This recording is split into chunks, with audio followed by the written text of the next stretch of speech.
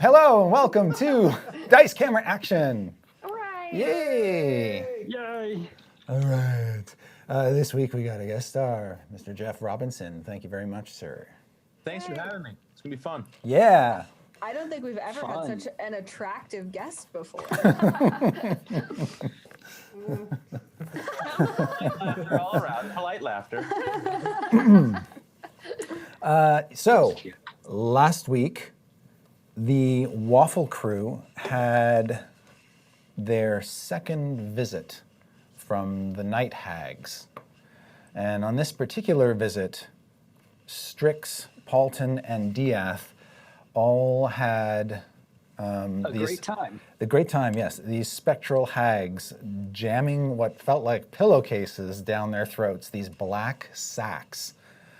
And Evelyn, you were awakened to the sound of your companions gagging in the night, but couldn't see what they were gagging on. But you do smell the sort of drying out odor of Strix's pastries. And as you watch, those pastries, you see, Evelyn, forms materialize out of nowhere. At first, they kind of look ghostly and spectral, and they're just sort of wavering a bit, but then they solidify, and you see three hags with midnight blackish blue skin in the dark room that you're in, materialize and just start reaching out for the pies. Do I know? No, I don't know these were made for hags. So, you don't. So, and you're kind of like propped up in a corner like a doll, just sort of. And you don't get the impression that they treat you as a living creature, that you're just something that the party has been carrying around. But as soon as you say that, as they're reaching for the pies greedily, they all turn to face you. And you can see one of them has a bag over its head and what looks like a terrier head poking out through a hole in it. Another one has what looks like coins covering her eyes. And the third one, it's a little hard to tell, but she's got something crawling all over her skin, maybe like ants. So I yell at them, oh no you don't. But then I remember that when we were on the boat, we talked about hags coming to help us, actually. Yes. So I'm like, oh, sure, yeah, help yourself to some pie. Just a second. And then I go try to administer to my friends who I think are choking, but I have my aura of protection and everything, so I'm just kind of like trying to yank whatever's in their throats out of their throats and just... There's nothing there. And as soon as you sort of climb on top of them, they start to wake up because they can feel you climbing on top of them. Hey, wake up. They stop gagging at that point. And as you're doing that, you see the hag snatch up the pastries, and one of them bites into it while the other two just sort of watch her. I'm like, Strix, is it okay if our new hag friends have some of your pie? Wake up. Just what was that pie for? Pie. Yes, it's why I made the pie. Don't wake me up. I'm asleep. I don't want to see them. Yeah. You see that the hag who bit into the pie finds what looks like a long piece of hair, and she just sort of pulls it out and tucks it away, and then she scarfs down the rest of the pie. Just don't say anything. I'm still asleep. I'm like opening one of her eyes, like, no. Strix, you can see as she pries one of your eyes open, off in the corner, in the dark corner where you left the pies, are these three shapes, these dark horned figures with their backs to you, and can you hear their lips smacking as one by one they start to scarf down the pies. Don't be embarrassed. They like it. You're a great baker. Oh, it's supposed to make up, so hopefully they don't come back again. Like maybe the pies will like not have them choke us. Like I was choking. Her eyes are still closed. Just like Diath, there's enough noise now that you wake up. Wait, we've never seen these hags before. What are you talking about? Are you having a weird dream? Stop talking. Her eyes are still closed. So Diath, when you wake up, you can actually see the 3 hags huddled in the corner eating the pies. It's hard to make out what they are at first, but once your eyes adjust a little bit to the moonlight coming in through the window, you do see that they are clearly these horned, dark-skinned, black-haired, demonic crones. I make no movements whatsoever. Okay. Good. That's good. All right. Don't attack them. Then the hags finish off the pies. They lick their fingers. They seem quite content, and then you see them sort of shift out of your reality, become ghostly once again, and then as they make their way toward the door, their ghosts just sort of fade away, and they just kind of pass right through the door. Like it's not gross. there. Bye. Thanks for stopping by. Why didn't you want to say hi? Okay, good night. Weren't they supposed to help us with Paulton? The pies were just to make it less bad. Paulton, you hear your name, and you sort of wake up. Huh? What? They were supposed to fix Paulton's thing, you know? Is it fixed yet? I wake up after that. I'm just like, who's got a smoke?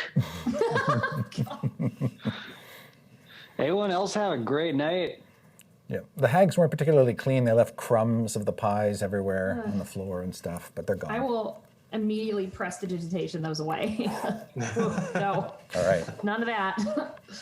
At least I mean, the whole point of Strix baking the pies was to maybe just like satiate them for a moment so that if they do come back, whatever they're doing is not as brutal or whatever. Okay.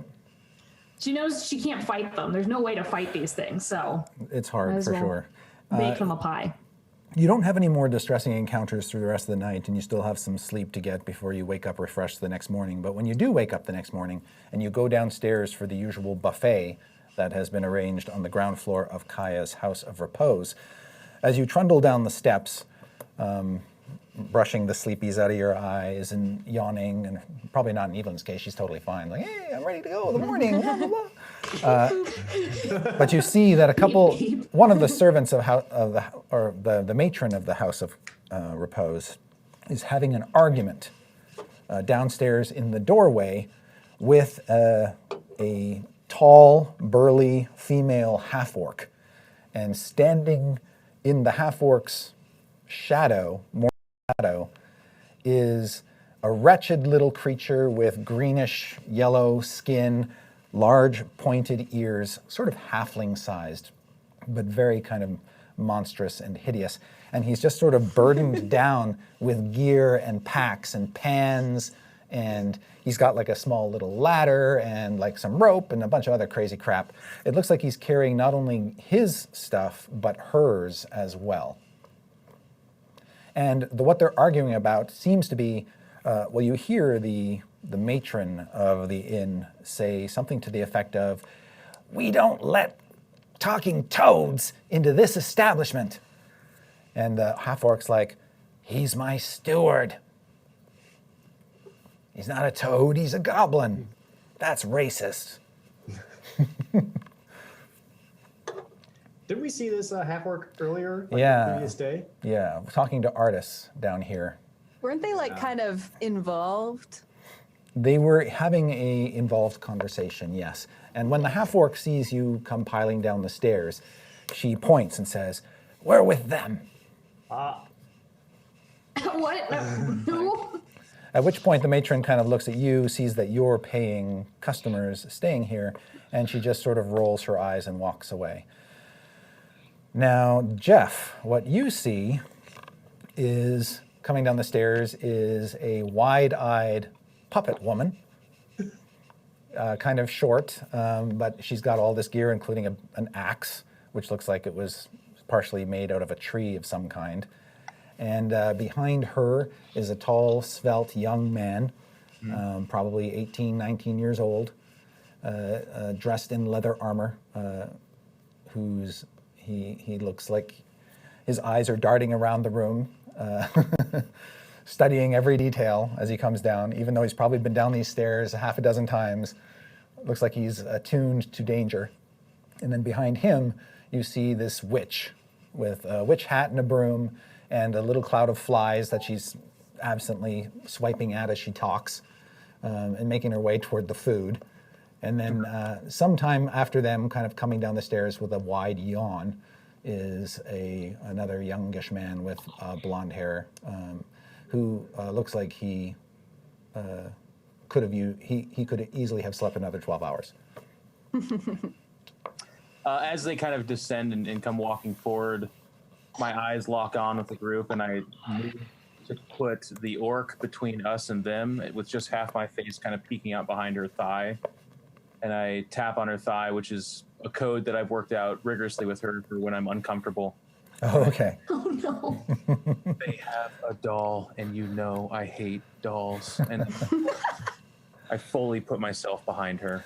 When you do that, she turns to you and she says, "Get used to it. They're our party now." I deeply gulp, but then come out halfway from behind her thigh once more. Okay.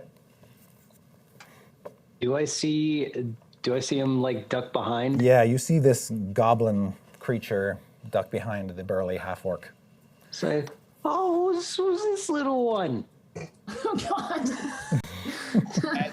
As you say that, I kind of straighten my back, shift my, ridiculous amount of gear that I'm carrying around, and kind of walk forward and say, my name is Shumba, but I only tell my closest confidants my last name.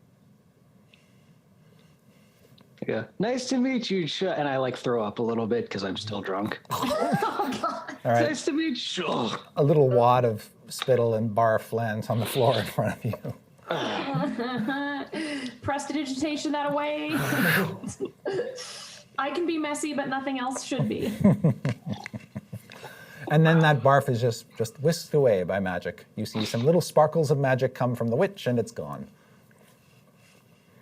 I take a look around for dragon bait. Is he around?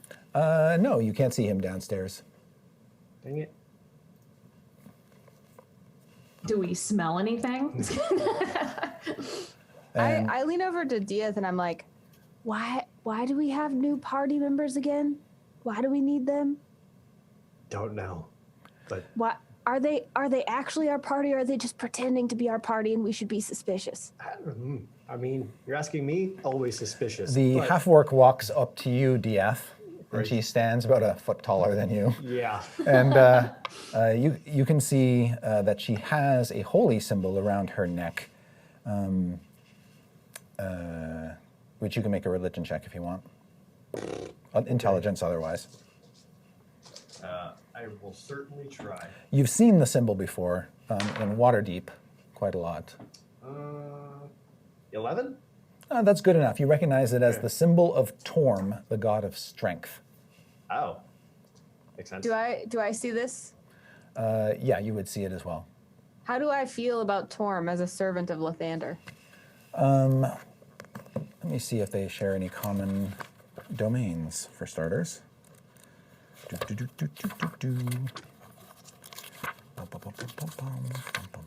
I don't know. Evelyn's kind of muscly. All right. She likes strength a lot. You have But, I ears mean, representing muscles. If our gods have any beef, I'm not cool. But if our gods are chill, then I'm cool. So Torm, the god of courage, strength, and self-sacrifice, symbol is a white right gauntlet. There's not a lot of crossover between the two faiths. Lathander is more about light, life, and the hope of a new sunrise, of a new dawn. Mm-hmm. Torm is more about the courage, the embodiment of courage in times of war and strife. Okay. So it's much more martial focused. And So I'm into Torm, but like we're not buddies or anything. no. Okay. You find a lot of Tormites, huh? You find a lot of them are very, very eager to throw themselves into battle. Which I would never do. Right. So on that level, you can relate. And she introduces herself to you as Umbril. And again, she introduces Chumba, her steward, and says that she talked with Artis about accompanying you up the river Soshan Star. She says, I'm part of an order called the Order of the Gauntlet, and we have a camp up the river. We'll follow you as far as there. Oh. But why? Because the jungle is dangerous, and having a priest like me around might actually be advantageous. Oh, so you just want our protection. That's fine, of course. We'll protect you, no problem. We'll protect Our each pleasure. other. How do you know Artis? We'd met previously. We hit it off. Oh, that's nice. He's a good man. He's all right. I mean, all right. Contrary to the back of the rest of the party, it's We like, brought our own supplies, and I can also cast a spell that will summon food and water. That sounds good. So we can travel light. We have an owlbear though. That's not very light. She says, well, it can follow our canoes. I guess it can't. What if I make it small and reduce its size, You be careful with waffles. Do it. and then they can ride with us? I mean, waffles would be really cute, small, but you be careful. She says, I forgot to ask Artis, which one of you is the party leader? That would be me. If anyone has any questions, inquiries, please direct all of them. I am.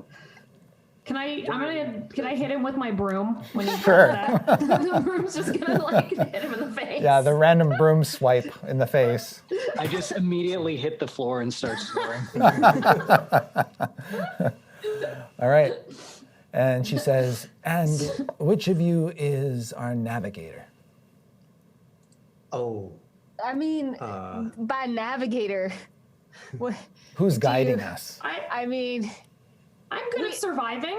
it's kind of a democracy kind of thing. We just kind of, weigh all of each other's opinions. I mean, at the moment, we're supposed to be guided by dragon bait as soon as he shows up. I kind of tap Umbril on the thigh again and say, ask them which one is the ventriloquist. Do I overhear that? Yes. Are you talking about me, little guy? That's real funny. I'm Evelyn Avalona Helvig Marthane. Pleased to meet you. And I deeply curtsy, but it's like click, click, click, click, click, click, because I have to get down that low. He looks at you and says, yes, of course. And he's looking around at everyone around you. Nice to meet you as well. I get back up. I'm just like, ooh, idea. So, where's Simon? Where's my son? Simon, you have a new friend. Come in. Friends! They're So- just the right size for each other. Simon will, he sort of followed Paulton down the stairs. He'll trundle over and stand in front of you, Chumba. And this puppet is about 3 feet tall, dressed like a jester or clown. Kind of freakish to you, I suppose, with a big sort of jester hat on. It's a puppet?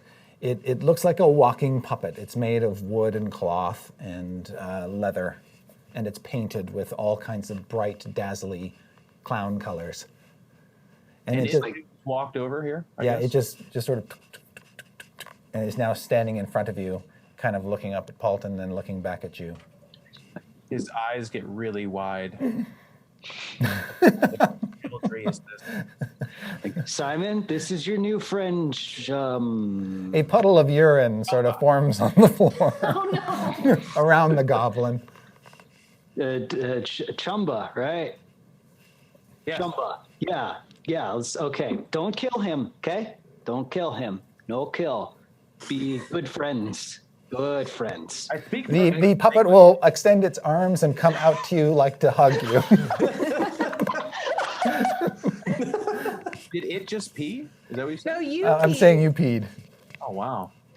You just realized it. Perkins. Yeah, I just kind of back up. Okay. It starts to follow you. I walk out of the place. And Okay, it chases you outside. Oh God. They're hitting it off so well. I'm so happy. Cut to a scene where you're just all looking through the door frame and you see the goblin go by and then the puppet go by and then the goblin go by and then the puppet go by. Strix is just like, do not lose that thing again, okay? They'll be fine. Chumba, as you are trying to keep your distance away from the puppet and kind of looking over your shoulder, you hit something. And just make a dexterity saving throw for me. Right. Is that 2 dice? It's just a d20.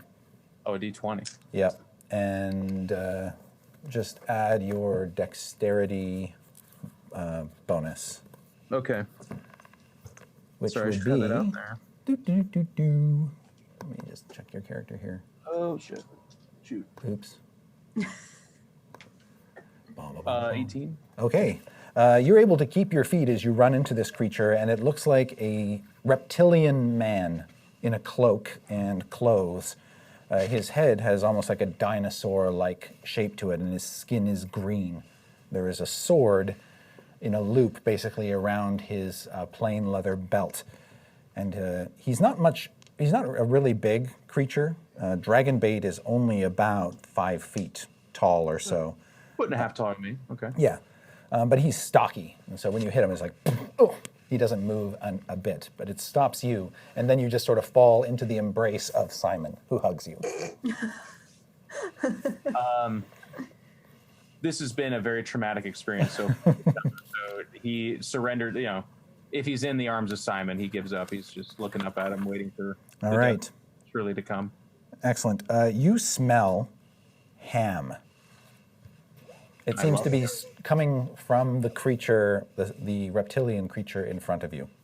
Okay. Realizing that this insane devil doll is not killing me, I kind of give it a reassuring squeeze of the shoulder area. Okay. Realize we're now best friends, and I kind of look towards the lizard and say, "Do you have ham?" He shakes his head. And then just sort of walks past you to the door so that the rest of you can see that dragon bait has returned. Oh, good. Our guide is here. I follow, I guess. Yeah, Now we're not in danger. He just nods and then he looks at all of you, doesn't say anything, but is standing outside in a manner that suggests he's ready to go whenever you are. Excellent. If that's the case, we shouldn't dawdle here much longer. We've already caused enough trouble in this town. Had trouble find us. Yeah. When does that not happen? I still think we shouldn't have let him go. We probably won't have to worry about it ever again. You're probably right. All right. So how are we going to deal with Waffles? Are we going to let him run alongside, make Waffles tiny, turn Waffles into a cloud, put Waffles in a bottle? Bottle. So if you want to reduce Waffles, that's the enlarge reduce spell. That will last, just so you know, up to 1 minute. So it doesn't last that long. Right. Well, Waffles is just going to have to run alongside then. Okay. And Umbral says that canoes are waiting for us to pick up on the way. Excellent. And if you can guide us to the first camp, and then hopefully from there, Dragonbait can guide us to where we need to go. Well, she says, all I know is that the camp is on the river. So if we follow the river, we should be fine. But I'm not exactly sure how to get to the river, so hopefully he knows. Do you know? She says to Dragonbait. Dragonbait? And he nods. Excellent. All right. And so you follow Dragonbait through the city. And the city is bustling as it was yesterday. You sort of cut through crowds of people. When you get to the market, Umbril makes a brief diversion, gives a small pouch to a man, and then points to 2 canoes that you guys now have to carry. Two people can basically carry a canoe over their heads. The canoes aren't that heavy. Real quick, I love canoeing. after last night, did we get the effects of a full rest? You do. Hooray! Ooh. Some of us were poisoned. Yeah, I hate to ask this, but do we lose any hit points from the curse? So the one who's missing the ring now is Strix, It's right? me, yeah. So you lose 1 hit point from the curse. All right. I thought we dealt with that with the hags. No, we have one more night. One more left. night. We've got one more hooray. Yeah. And dealt with is a strong word. We Yeah. don't know what's happening. The worst night to come. As far as Evelyn knows, they just had to come for a visit, and they did, and they ate pie, so everything. They did eat pie. Yep. All right. So Umbril leads you. So first of all, Umbril can certainly carry one end of one canoe, and Dragonbait can carry the other end of that canoe. So there's one canoe taken care of. There is a second canoe that needs 2 people to carry it. I nominate Evelyn and not Jared. Not Jared. Yes, sorry. Evelyn's already like trying to carry it on her own. She's like, I love canoeing. Look, I can hold this. It's not that you can't carry it. In fact, you're strong enough to easily carry it. It's awkward, however. Strix will help. Okay. And her broom will help. Alton will direct. Okay. You're doing a great job. Keep it up. All right. As you go through the city streets and past crowds, you occasionally bump into people, but it's no big deal. Umbril seems to be guiding you along streets that hug the wall of the city. And the wall is on the other side of the city from the harbor. Basically, past the wall are big trees, hills, mountains, and the wilderness. But you sort of avoid the heavy crowds by walking near the walls. And as you follow the wall along, you pass under some bridges and between some buildings and through some neighborhoods. Children run past and forth, back and forth, sometimes even under the canoes as you are carrying them. But you finally get to one of the towering gates of the city. And it looks like a big, giant gatehouse with a portcullis on the inside made of wood and big, heavy doors on the outside that are currently open. And the portcullis is currently raised, so there's no obstruction to leaving. The top of the gatehouse actually has trees growing on it. Like it's flat on top, and there must be a garden up there, and trees are sort of sprouting from the top of it. So it looks very natural and beautiful. And there are all these painted murals of dinosaurs and people on the surfaces of the gatehouse. So it's quite beautiful and decorative.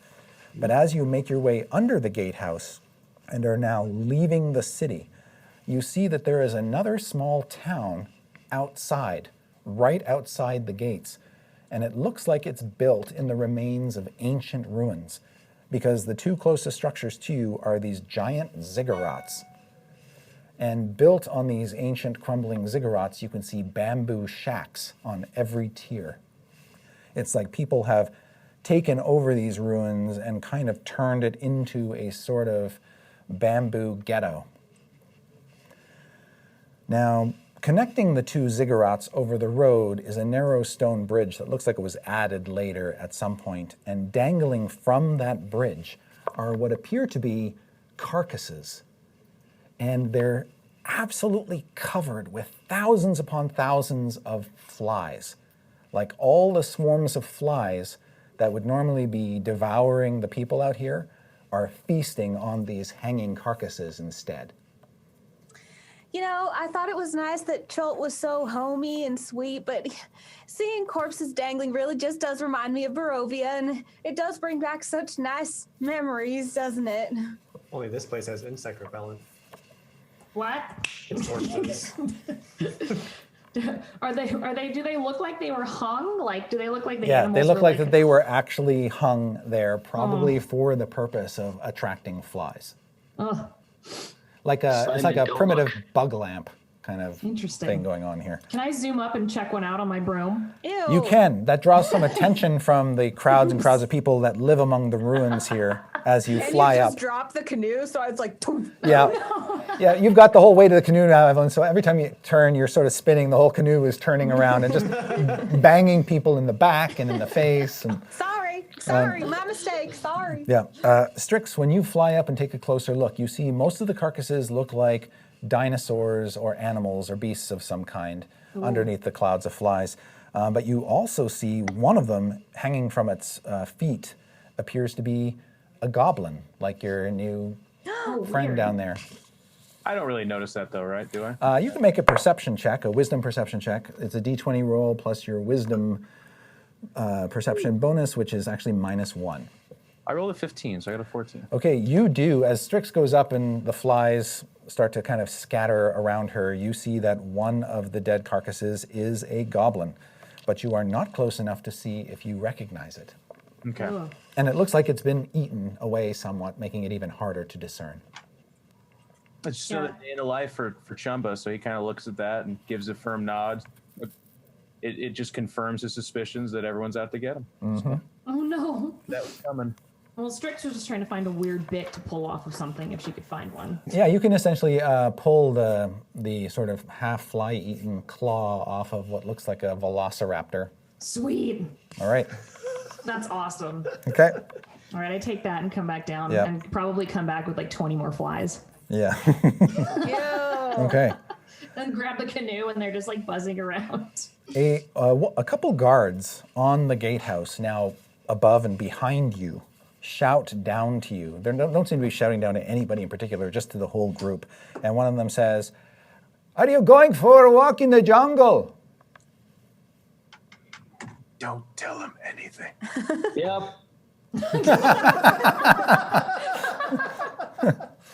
He says, Tries not to look at you, but his eyes dart to the side. "Watch out for terror folk, eh?" Thank you. Wait, what?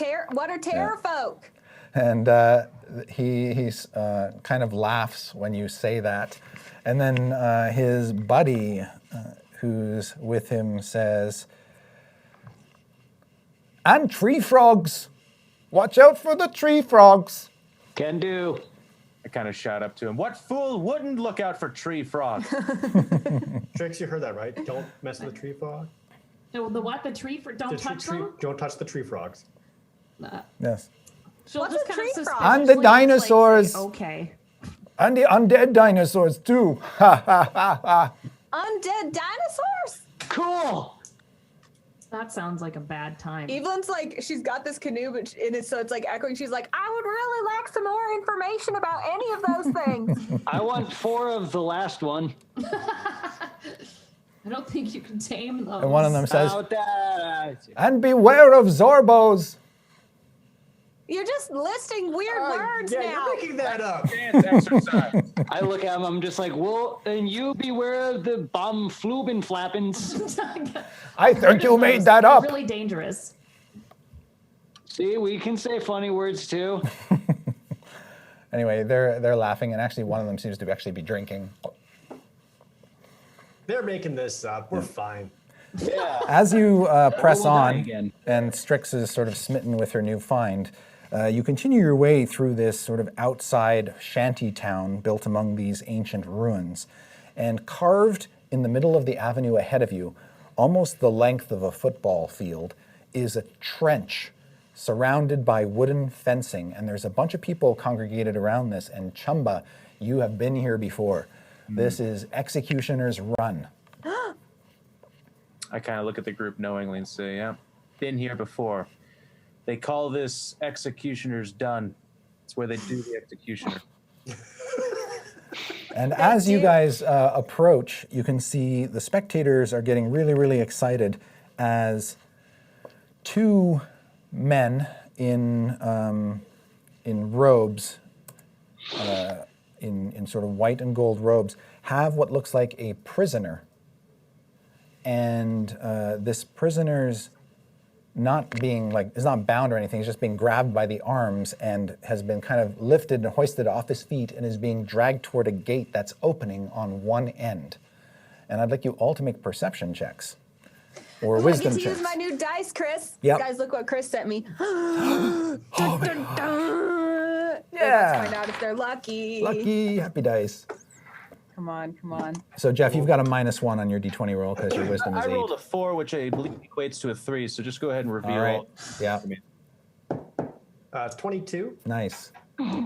I rolled a 1. Okay. 13. 13. Okay. 15. All right. Paulton and Diath, you can see at the far end of the trench is another gate, and behind that are some, look like stalls or something, and you see people on the far end preparing to release what look like to be a pair of velociraptors. Yeah. Casual velociraptor release. Cool. I want one of those. And yeah, so they open up the thing, and then the velociraptors sort of go out and they disappear down into the floor of the trench. And this guy that they're holding looks like is going to get deposited in the other end of the trench. And as he is drawn toward what seems to be his death, you see another man about 30 feet behind him being restrained by a third guard, just crying and bawling his eyes out and crying out for... Since that been here, Chris, can I make a perception check to see Yep. if I recognize anyone? So All right, guys, I don't have a clear understanding of what's going on, but here's what I pieced together. So this guy is being reunited with his pet velociraptor. Oh, that's so sweet. He doesn't The look other happy guy's about it crying at all. because they've been separated for so long. I think that's probably definitely it. And the man who is crying and weeping because this other man is being hauled off to his death says, "He didn't do it. He's not a thief. He's not a thief. He didn't steal. Didn't steal. No." Strix just like poignantly looks at Dia like, don't do it. Don't. Whatever you're thinking, don't do it. All right, update to the story. I may have been slightly off. And he cries out the name of the man being dragged to his doom, "Draza! Draza!" Oh, that's just real sad. Is there a way we can walk around executioners? Yeah, the trench is in the middle of this wide old dirt avenue, and you can basically walk on either side of it, and you'll see, depending on which side you go around on, just crowds of people lining the fence of the trench on that side, with occasional gaps between them where you can actually see. And some of the people watching are children, and some of them are adults. Diaz, do you think he actually did it? I mean, I know some other people who were accused of stealing when they didn't actually steal, and I'm just real concerned that maybe this person might. And Diath, you rolled high enough on your perception that you can hear that there are bets being taken on whether or not he will survive. And you understand, based on the bets and what they're saying, is that if he can get out of the trench on the other side, then he is free and he's good to go. Oh. But he's got to get past the velociraptors, Well, that seems like a fair thing. and he doesn't have any weapons. Oh. Well, Anyway, you see the velociraptors. You sort of glimpse them down at the bottom of this 10-foot deep trench, making their way, as animals do, slowly up the trench, understanding implicitly that that mealtime is about to come. And the man right now turned is to a being cloud. sort of is about to be dropped into his end of the trench. So I'm are we out now. So are we watching these from like farther up? So we're Yeah, like, you're at the road level, sort of walking along one side of this long football field length trench, which is only about 20 feet wide. okay, so we're in like the observer part, Yes. and the raptors can't get to us. Correct. Yeah, the raptors cannot get up the trench and over the fences. Cool. I'm just like throwing rocks at the raptors. Okay. When you start to do that, you immediately people around you begin to protest and scream at you and say things like, "You can't do that. That's illegal." But I did. I don't understand. How far away is the trench with the raptors? It's as far away as you want it to be. Like I said, it is a 20-foot wide, 200-foot-long trench All right. down the length of this road outside the city. And there are people gathering around it to watch to see whether this guy escapes. Paulton, if you wanted to help, instead of throwing rocks at the dinosaurs, you could play a real nice song and maybe just inspire him and he could run real fast. Or inspire the dinosaurs, whichever. I don't know. Who said anything about helping? I'm just throwing rocks. Oh, okay. My mistake. Wait, should I be helping? Do we want to help? Who is this guy? I don't know. You can see Umbril kind of sneer at this whole escapade and just say, barbaric. Why barbaric? Why do you say barbaric? And then she just shouts at some of the people betting, "You're all barbarians!" Yeah. And one of them, an old woman, shakes a finger at her, a leathery finger at her, and says, "Don't you interfere! No more!" I turn to Chumba and I'm like, you said this is Executioner's Done. What do they do here? I mean, isn't this just the culture of the place? Like, shouldn't we just kind of let this play out? Close, doll lady. It's Executioner's Bun. This is where they cook up and create executioner situations, as I understand it. It's leave these people to what entertainment they have. Oh, okay. Strix has walked away. Umbril will say, "That is not correct, Chumba. Do not play with your friends like Chumba this. nods as if what she just said is that it is correct. It is called Executioner's Run because people have to run from one end to the other to gain their freedom. Criminals, they call them. Are you a criminal, Chumba?" Not that I know of. No. And neither is he, probably. So you're saying that they're all liars? I'm saying that I think that man is going to get eaten and he doesn't deserve it. I agree. I would like to dimension door into the pit. When you appear, there's all kinds of startled reactions. Now that you're at the bottom of the pit, looking up 10 feet and then seeing the fences and all the people gathered around, as soon as you appear, they're all shocked because they've never seen such magic before. A doorway open and then this strange horned devil figure step out in their midst. For a second, I think that's really cool. I'm like, oh, wow. And then you realize you're in a Dinosaur pit with racer. two velociraptors who, when they see you're now there, begin charging in your direction, although they're still like 100 feet away from you when they... Fred is interrupting the race. I want a silent image of a velociraptor where I am. Another velociraptor. Can I also fly to where she is? Yes, there's nothing stopping you from taking flight and basically hovering above her, but you'll have to put down your canoe probably, unless you're going to use that as a weapon of some I kind. hand the canoe to Chumba. Oh, so she just sort of dumps this big giant canoe on top of you, Chumba. Chumba, I'd like you to let's make a strength athletics check. You're +4 on your check. I rolled a 9. I want to do something. All right, as soon as she drops the canoe on you, the full weight of it just sort of presses you down to the ground. You kind of tried to hold it up, then your little arms give out, and the whole thing just falls on top of you. Excellent. You'll be safe under there. You hear a muffled, like, I can't get out from under here. How far are the raptors from... Well, I'm still up there. Yeah. How far are they-ish? They're probably about 120 feet away from you, but getting closer by the second as they barrel down the trench towards Strix, who's in the midst of casting another spell. Since we're all doing things now, let's roll initiative. Yay! All right. Even me, Miss Perkins? Yeah, Everyone even you. Everyone in chat is like, they don't have a plan. I'm like, I always have a plan. I had a good plan, but it's a plan. All right, let's start with Dieth. 16? Yeah. 19. Oh, 19 for Dieth. Who got the 16? Me. Okay, Chumba got the 16. Strix. 13. Evelyn. 19. Paulton. 18. All right, and Dragonbait got a 16, and Umbril got a 12. All right, so Evelyn and Dieth, you're the first to react. Evelyn, I'm going to say we'll go for you first. You fly, you drop the canoe, you fly over. That's a move action to get on top of Strix. Is there anything else you want to do?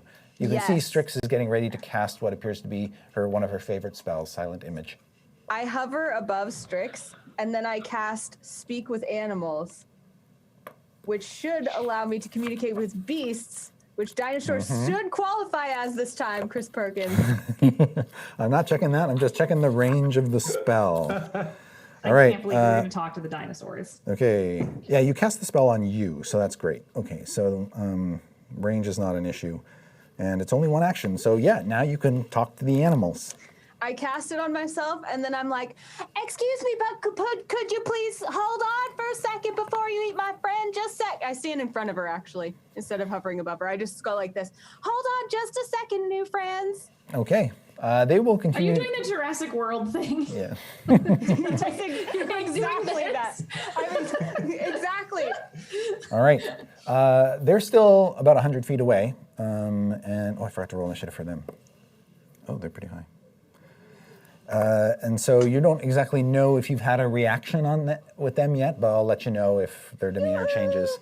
And DF, what do you do when suddenly you see Evelyn alight and then cast a little spell and then just start speaking to the velociraptors?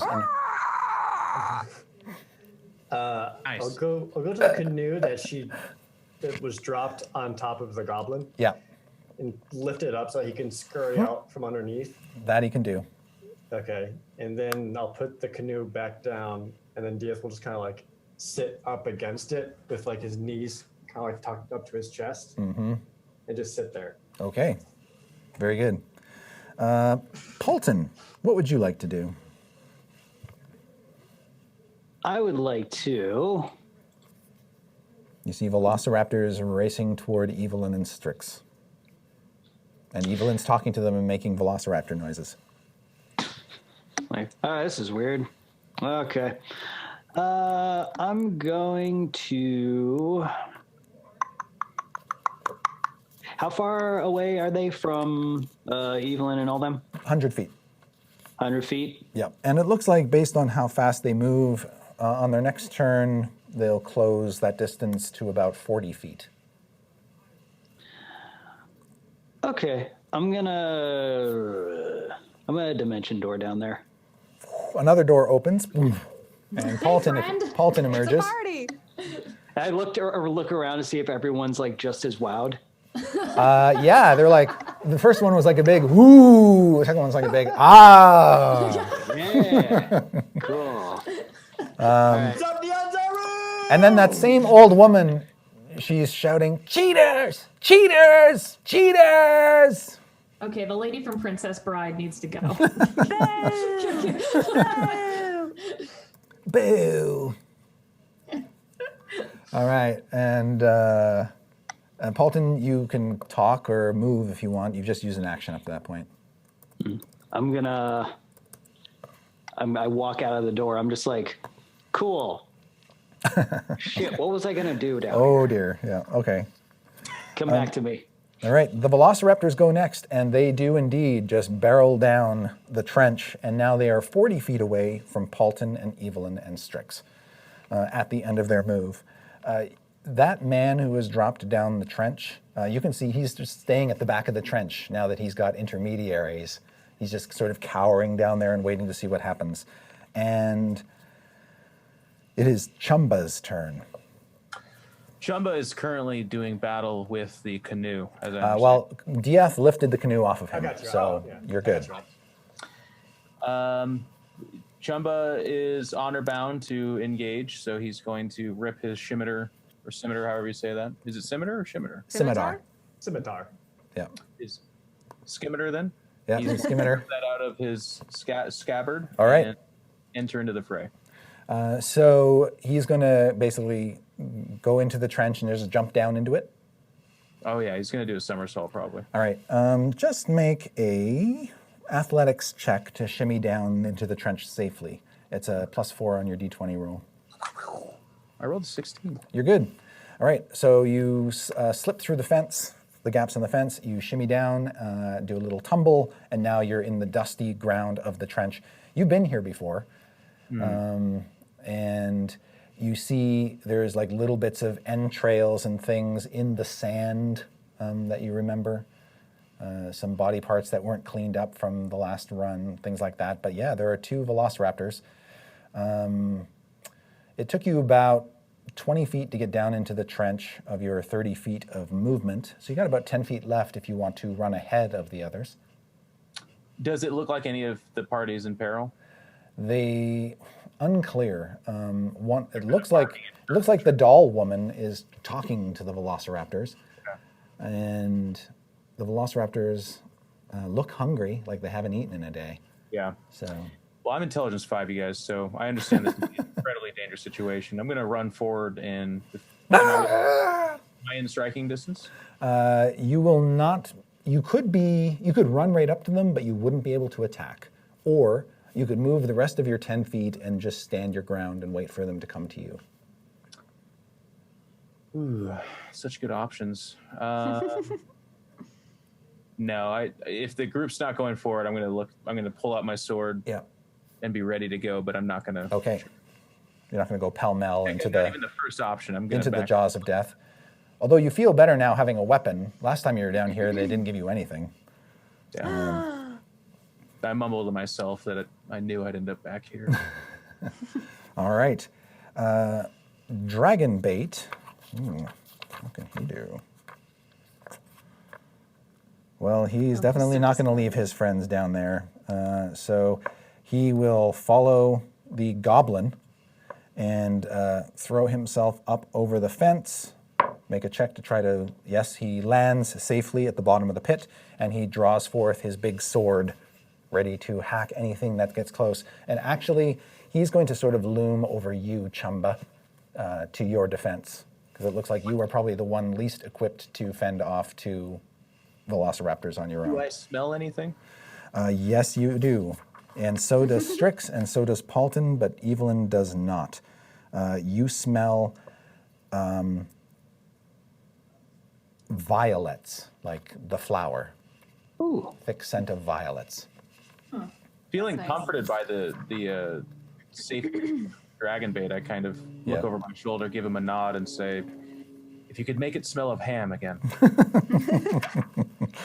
And he just shakes his head. And his jaw is tight, and his brow furrows like he's ready for business. And then we drop to Strix. You have a spell that you're in the midst of casting, Strix? Yes. I was going to Silent image. make a silent image, preferably in front of myself, and Evelyn's in front of me, correct? On one side? Yes. And then Paulton is on the other side? Yes. All right, I'm going to put this silent image in front of Paulton. Okay. And All right. it's going to be of another scarier velociraptor. All right. So a scary velociraptor appears before you, Paulton, but you're aware that Strix created it because you've seen her do this many, many times. Use this spell for various and sundry reasons. So yeah, and it just sort of silently stands in front of you, this velociraptor. Cool. Yeah. All right. Does it then appear that my voice is coming out of the velociraptor? No, Okay. it's still coming out of you. Well, if it's in front of me, maybe they think that velociraptor is talking to them. The maybe. Strix can make its mouth move really like a puppety, like blah, blah, blah. You could, yeah. All right, so Strix is doing that. Yeah, it was like blah, blah, blah. You see Umbral up there. She pulls out a sack, puts it over the old lady's head, and just drags her away by it. All right. She's taking the hecklers out of the crowd. That's I like right. her. She drags the heckler off, but that doesn't stop a number of individuals around the fence. Some of them are cheering because they love the spectacle and marvel of this. This isn't what they were expecting at all. This is great. But a few of the older set, the die-in-the-wool vengeance seekers who want to see these criminals put to justice, they start throwing rocks at you. So, Paulton, a rock comes in your direction but doesn't come anywhere close to hitting you. One of them would have struck the illusory velociraptor, but just sort of passes harmlessly right through it. Dragon bait actually gets... Don't you know you're going against the best sniper in the game? Huh? Dragon bait... You know you're going against...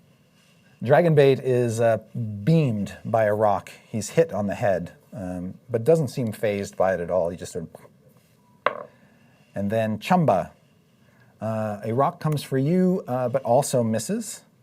And then Evelyn, another miss. And then Strix, you're the last one to be targeted by a rock.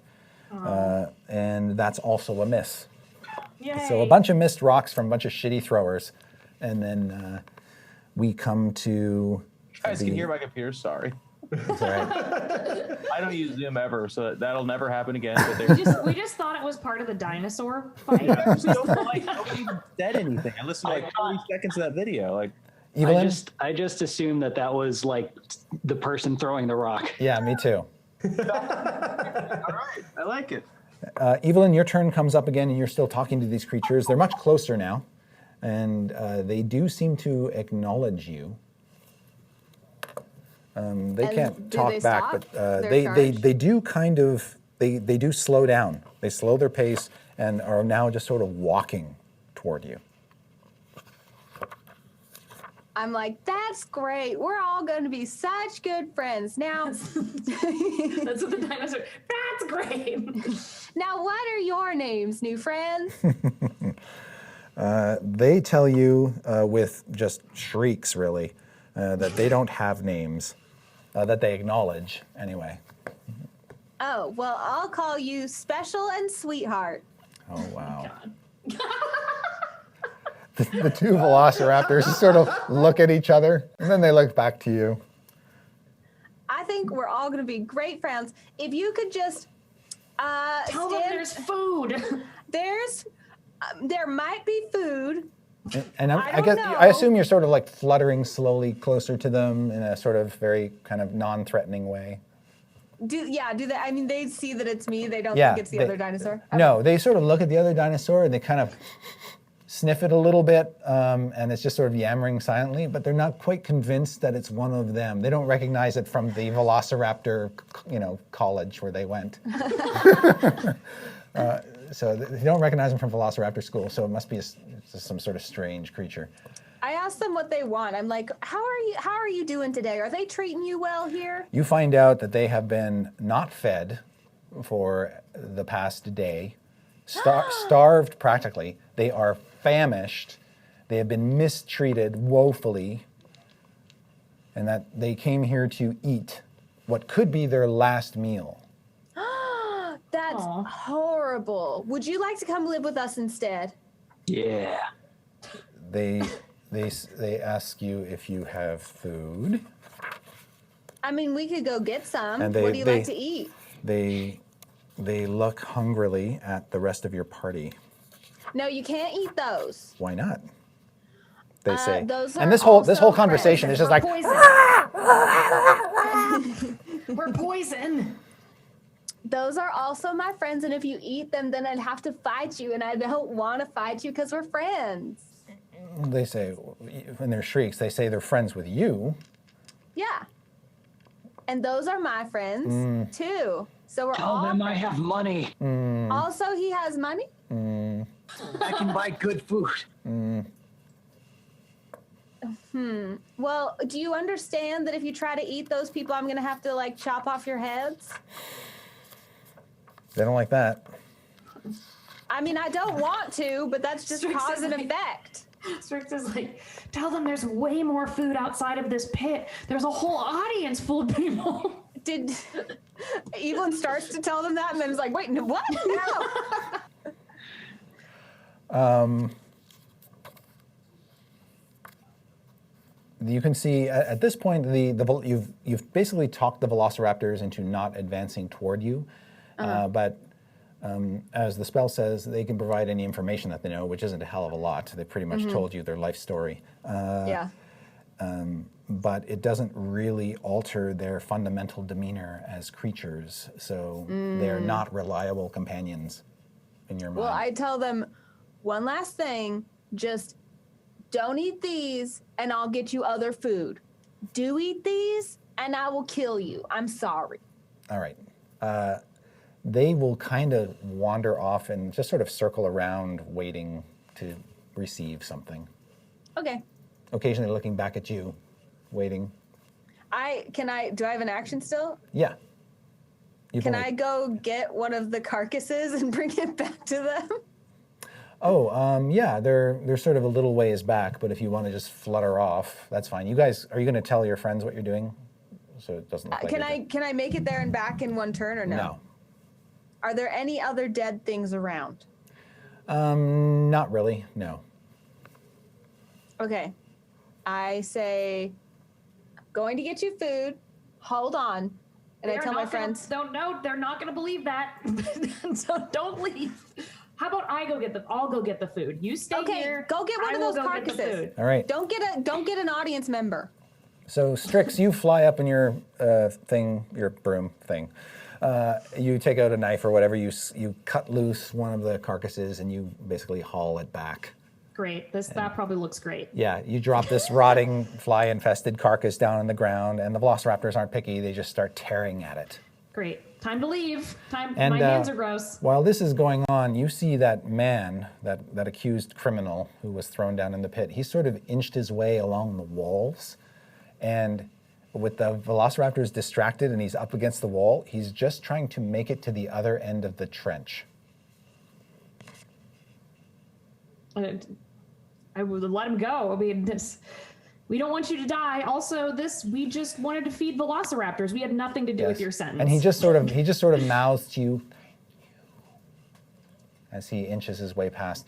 And then once he's about 30 feet clear of the velociraptors, he just bolts as fast as his feet can carry him. He's in bare feet and he just runs across the sand as far as he go. And the two velociraptors, they take notice and they both sort of look up toward him and make moves to run after him. Nope.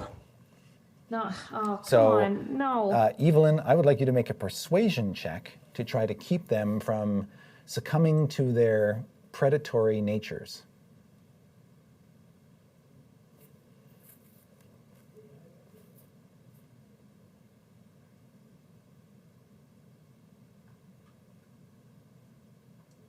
Oh, you're muted, Anna. You're muted. I was saying all sorts of cool things. I'm sorry. So just trust me, they were cool, and I got a 26. All right, you're able to hold their attention long enough that they forget about the darting figure running away from them. I tell them a cool story about Lathander the Morning Lord. Okay. The muted is what Strix heard. All right, and the man makes it to the end, and there's some cheers and also some boos. And you see, as he was running toward the end, he does get pelted by some rocks from people who don't think that this is justice served. One of the rocks actually hits him so hard that he goes down, and he's like bleeding profusely from his head, but he gets back up and makes it the rest of the way. Poor dude. And then once he gets to the end, he's like grasping on, and some people grab him by the arms and pull him up. And then the people who were throwing rocks at him and feeling like justice wasn't served, their boos are sort of drowned out by cheers from his friends and other people who know him or have known him his whole life, who are grateful that he made it to the end of the executioner's run. And it's at that point where you all hear a loud horn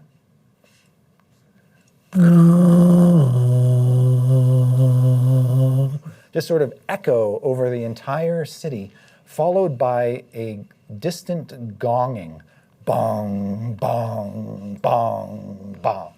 And this is, it sounds like it's coming from the other end of Port Nyanzaru, but as soon as the horn sounds and the gonging sounds, the whole tenor around this plaza with Executioner's Run changes, and people begin to panic and run for the gates of the city. I'm sure that's fine.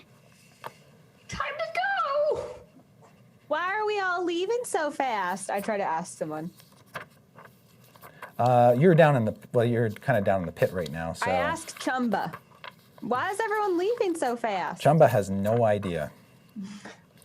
But Umbril, who is up there, knows, but she's not down with you. And Dragonbait knows, but he ain't talking.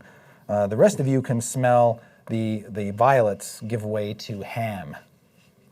Oh, You smell no. ham.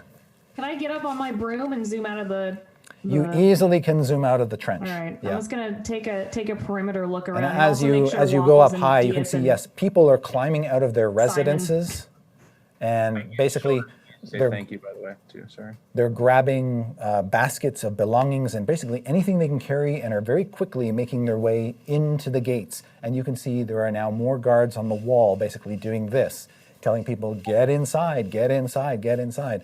Oh, we should get inside. I'm just gonna yell down. Okay, Diaz but was still Strix. nearby Umbral during all of this. Does like she mention anything or notice? So anything? Umbral comes back from having dragged that old woman off and giving her a stern talking to. When she comes back, she shouts down, "Undead must be attacking the other side of the city. They're pulling everyone in as a precaution." Oh. Should we keep going or should we go inside? When you do that, she says, "I don't know." Oh, great! But, You're our you see- guide. No, I'm not.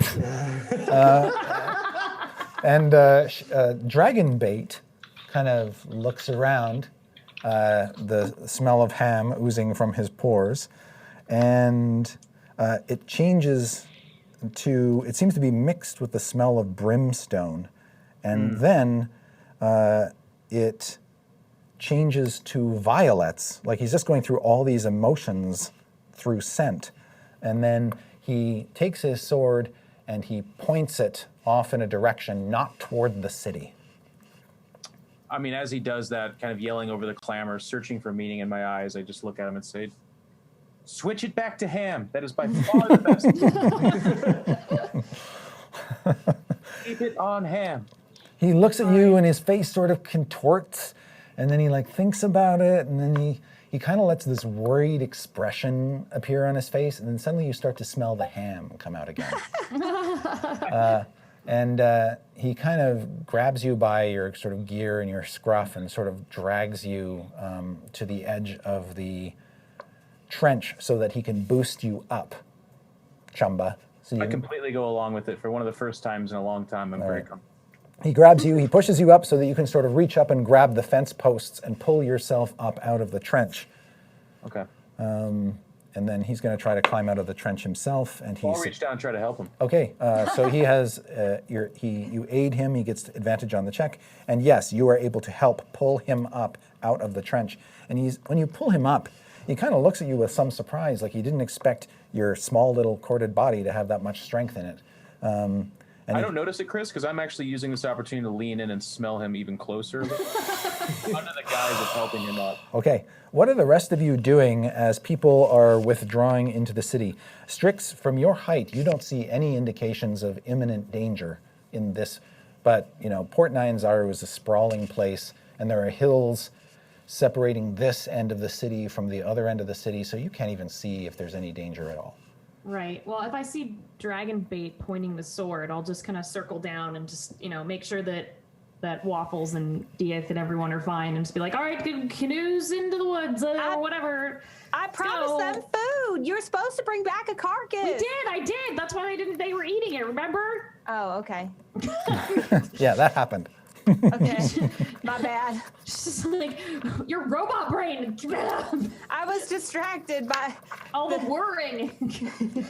All right, so once he's up topside and out of the trench, Dragonbait starts to move in the opposite direction from the hordes of people running through the gate. And people just sort of blow past him as he cuts a path through the crowd, probably got Chumba following close behind him, leaving Port Nyanzaru and heading toward the edge of this shantytown, toward the wilderness. All right, well, I'm assuming that we're following, so... Well, Paulton is still down in the trench. Oh, God damn it. I see With the feasting velociraptors, everybody is vacating, yes. Oh, cool. So I'm just like, I guess it's time to go. So and correct me if I can't do it this way, but I take out my mandolin. Mm-hmm. I start playing. Yep. And I'm going to use it to cast fly on myself. Yes. And I fly out. All right. Wait, you can fly? Yes, you can. Sorry, I didn't mention that. Yeah, I can like fly now. It's pretty The sweet. first we've seen this. Yeah, you see him play his instrument, and then he just lifts off like Peter Pan. Can I be riding the mandolin like it's my own broom? You can after like once you play it to cast the spell, and you don't need to play anymore. You can basically just tuck it between your legs and float up. I'm so Cool. upset right now. I was I like- don't like this. I don't like this magic rivalry going on here. This is at the all. best Palta music I video. don't like this. I'm flying around like, wee, look at me, I'm straight, I can fly. I'm so cool. So upset. Evelyn's like flying around too, being like, "Look, DF, all of us can fly now." Yeah, Deanne, we can all fly. How great is that? Whee! Can I polymorph DF into a vulture? You can. Would Dieth like to resist? Yeah, why are you turning me into a vulture? So you can fly. No, we got more things to worry about. Oh, everyone is having a nice time. Plus, flying is faster. So as I'm flying, it's too much motion for my drunk self, and I like throw up on Deanne. It's like, no, sorry, dude. Fine, if you don't want to be polymorphed, it's fine. Flying is just faster. And now, How are we obviously, supposed to bring canoes? I didn't think about that. Just having a good time. Yeah. I'm getting the canoe. Calm down. I go get a canoe. All right. So Evelyn's sort of got hers. Dieth, you going to help Umbril pick up the second one? Yeah. Okay. She's doing like all the heavy lifting. I'm just stabilizing. Yeah, got it. Never mind. Yeah, you've just got the sort of the end of it. Just Yeah. walking from behind, just holding the tail of the canoe.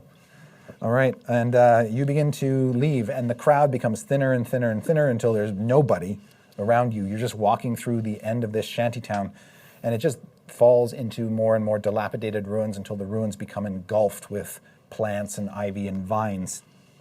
And then sort of off, tucked a little bit back in behind the trees, outside of this shantytown is something that you recognize, Chumba, is one of the city's great garbage pits. That's where you got nabbed. And it doesn't look like Dragon Bait's headed toward anywhere near the garbage pit, but is sort of veering around it. I'm with him, right? Yeah. He's kind of trailblazing now. He's in the front of the group, leading them. Umbril and Dieth are behind you, carrying one canoe. Evelyn is managing another canoe by herself. She's sort of got her balance and equilibrium sorted out. And then Waffles is just sort of galumphing behind her, this big giant owlbear. Where's Simon? That's a good question. Fly works on one creature and one creature alone, Paulton. So Simon is still on the ground, looking up, going, Like, yeah. silently saying, huh, to He's so himself. upset.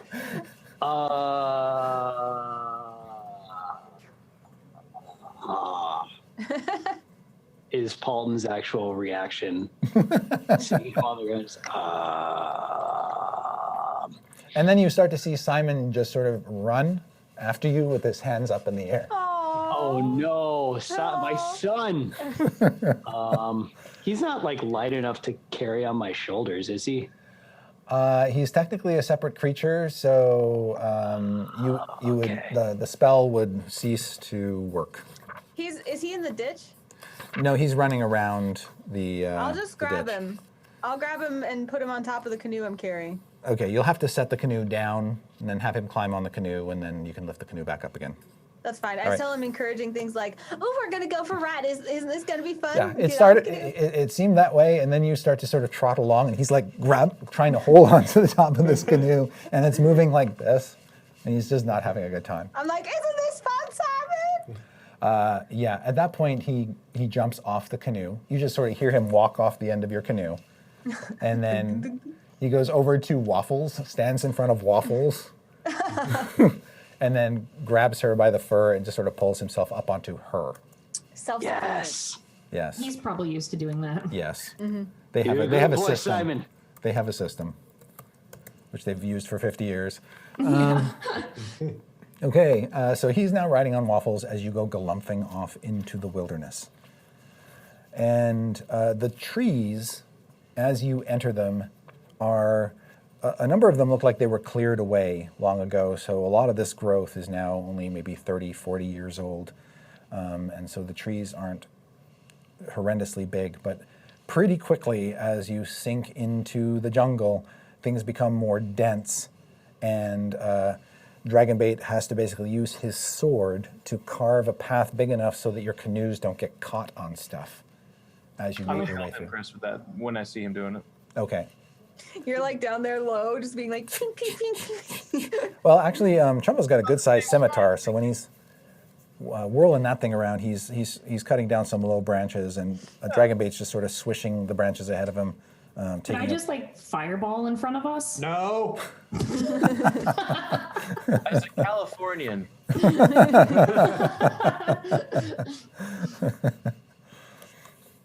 All right. I mean, you can, but you don't know what, No, it's fine. I like think Diaz about like, it. no.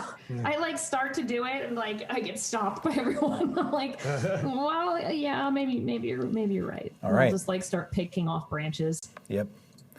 And for the rest, for several hours, you hack and cut your way through the underbrush. So as we're doing all of this, Diaz has got his map making stuff and is trying to make a crude map along the way. Oh, very good. Okay. So Dieth is the self-elected mapper. That's good to have. And you were told, Dieth, that a valuable map is a map is definitely worth something. Sure is. And after a couple, so you're far enough away from the city now that you can't hear much commotion from back there. And the loud horns and stuff have stopped. And I need everybody to make perception checks.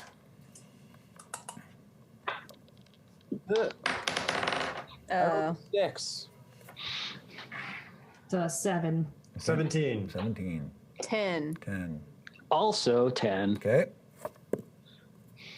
I was just about to say, this die has been pretty lucky so far. Oh. It's not that bad. After about an hour, no, let's say 2 hours of hacking through, Dragonbait has kind of led you to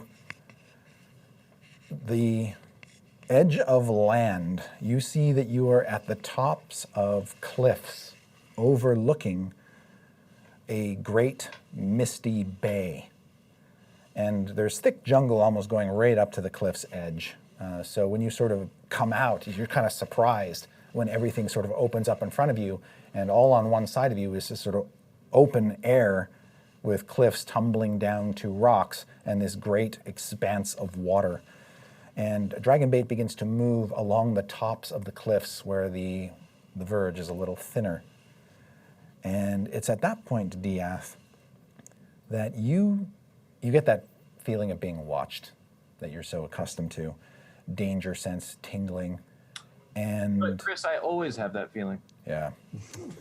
In this case, though, you're so distracted by sense of ham and other aromas that seem to be issuing from this dinosaur man. Yeah, you're right. Too distracted to pay attention to the fact that great danger is following you or has been following you through the forest, Diath. The scent that comes up behind you is one of death. Oh, I smell death. You smell death. And you're there. Dragonbait is ahead of me? He is ahead of you, yes. Still trailblazing. Uh-oh. And then you hear like snapping twigs and other sounds, rustling sounds to suggest that creatures have picked up on your scent and have followed you and closed the distance now to the extent that you can smell the odor of death coming off of them. I don't smell anything. I think we're just fine. When you look back into the dark jungle that you've just emerged from, the hacked path that you've been following, you can see it there. It's dark. Like you can't realize just how dark you were in there for a while, but you don't see anything, but you know there's something there. I immediately alert the party. Just that something approaches, we're being followed, it smells of death. All right. So like everyone in like instant ready mode, weapons out, Okay. I'm Because gonna of go out on a limb and say I think that might be some undead. canoes down. given Diaz's vigilance, none of you are surprised when suddenly you see gray-skinned ghouls for lack of a better word, just suddenly begin to pile out of the forest like they've been tracking you and come at you in a wave of claws and teeth. I'd like no. everybody. Guys, I'm spooked. I'd like everybody to roll initiative again. Twice? A natural 20. Nat 20 for me, 2 twins. Ooh, okay. Aw. Isn't that romantic? So what does that? So what does that actually mean for you guys? 22. 22 for Evelyn. What do I add to it? Your dexterity modifier, which is +2, so 22. So 22 for Chumba and Evelyn. Strix, 11. 11. Diath, 9. Paulton, Jeez. I pointed at the I ghouls and know. tripped. I'm just like, guys, just I fall and I rolled a 5. 5. All right, and I'm going to assume Simon happens on your turn. Okay, Umbril rolls a 2. Uh-oh. All right, and the ghouls. The ghouls are sort of, they're not slow, but they're sort of clambering out of the jungle foliage, and so they have a ways to go to get to you. They're about 30 feet away when they pile out from the darkness, and you can count 10 of them. And these ghouls, I say, stay close to me. I'll protect you. they look like emaciated men and women, humans, they were made out of humans, but their pallid gray skin is tight around their bones, and their limbs seem to be almost artificially elongated. Like they clearly, as humans, did not have fingers that long, or arms that long, or legs that long, or tongues that long. And you see just hate for life burning in their eyes. And on some of them, they have what appear to be tattooed on their shrivelly foreheads blue triangles. Like that's some sort of symbol or glyph or something. And as they pile out toward you, Chumba, what do you do with these 10 ghouls coming at you in a pack? Are they? I'm sorry. How close are they? They're 30 feet away. And when you turn to them, your back is at the cliffs. Okay. Chumba feels like he has an idea of what has to happen, but he looks towards Dragonbait. Who is a little too slow to respond. Dragonbait was kind of ahead of you, checking the ground to make sure it was safe to walk on when all of this happened. So he's just sort of turning, going, whoa. Okay. He looks back towards the ghouls. Yep. Says, Ham. I know what that means. Ham. Forward. All right. At the, You could get to the nearest ghoul and attack one. Yeah, I got 5-foot reach. I'll do it. All right. Then make an attack roll. Your scimitar bonus, your +4 to hit. And remember, since these creatures are man-sized, they're medium, they're larger than you, you can use your Fury of the Small ability if you want. Let's do it. But I'm not gonna lie, I rolled a natural 20. What? Wow. Again? All right. Awesome. So you roll 2d6 instead of 1d6 on your damage, and you'll add 4, and if you want to use your Fury of the Small, you'll add another 2 on top of that. Fury of the Small sounds adorable. That's adorable. Guys. Always use your Fury of the Small. Yeah. All right, so 2d6 plus 6. A 7 plus 6 then. So 13 and plus 2 is 15. Ow. All right. Nice. Respect. Yeah, so the little goblin goes up and just digs deep into the lead ghoul. And that ghoul is still alive, but very, very hurt. As our new little friend charges in, I just yell from the back. I'm like, yeah, fuck him up. Evelyn, acting Yes. simultaneously to Chumba. What do you do? Yes. I'm like, ooh, this is gonna feel good. And I kind of shake out Treebane. Mm-hmm. I get Divine Smite ready. Undead. And yeah, it's gonna feel good. And I go in for the closest one. Just All right. Treebane. In before 2 misses. Okay. Jared? Okay. The closest one is the one that Chumba just dug deep into. So you want to try to finish that one off? No, let him have that one. Okay. I'll go for the next one. All right. Go on, make your attack. 17. That is a hit. Huzzah. And I am going to use Divine Smite to expend a spell slot to do an extra 2d8 per spell level damage, radiant damage, plus an extra one because it's an undead. Okay. So my original damage is, where's my d8 in this set? Okay, so first we do 8 plus 4 is 12. Oh, okay. And then we're expending a spell slot to do 1. Okay. 13. Per spell level, I'm just doing it as a first level, so I Okay. guess we'll just do the 1. And then the extra 1d8, because it's undead, is Yep. 7. So, 20. okay, 20. Or 21 or something. All right. I don't know. I So forgot where I was. That's 20. That's 20 points of damage. 7. Okay. All right. So Thanks, that buddy. one too is also grievously hurt. Aha! By the light of Lathander, I compel you. All right, and then it is. Wow, your Oh, initiatives are wait. really I get a low. second one. Oh, yes, you do. Guess who remembered? What episode 64? That's only an 11, though. That does not hit. Well, Evelyn was so excited about All right. calling down the light of Lathander that she swung a little wide on She that last did. one. All right, then. Next up is Dragonbait. All right. He has his sword out already. He is going to go striding forth bravely. His ham smell changes to, let's say, what would work best here? Lemon. As he brings his sword up and comes up over Chumba's head and tries to finish off Chumba's ghoul. We move in an acrobatic, beautiful, just Yep. the two dance. All right, take average damage here. He decapitates the ghoul, and as the sword cuts through the ghoul's flesh, there is a explosion of radiant energy, and the ghoul, it shrieks as its head is detached from its body, and as its head is still flying up in the air, that radiant energy just sort of blows it all apart into ashes. Cool. And the ghoul's body also just crashes down into ashes. And then for his second attack, he'll swing at yours, Evelyn. And